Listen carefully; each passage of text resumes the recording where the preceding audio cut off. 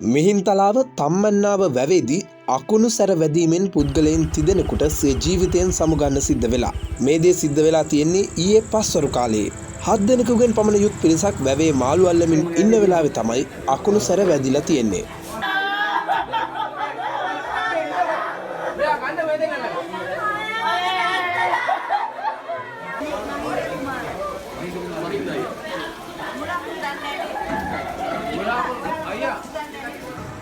අනතුරට මුහුණ දුන් අයගෙන් ජීවිතයෙන් සමුගන්න වුණේ අවුරුදු 44 හා 46 වයස්වල 3 දෙනෙකුට. මේ 3 දෙනයි තුවාල වුණු අයයි තම්මන්නාව ප්‍රාදේශීය රෝහලට තමයි ඇතුළත් කරලා තියෙන්නේ. වෙලාව සාමාන්‍යයෙන් 4:45 වගේ තමයි වෙලාව.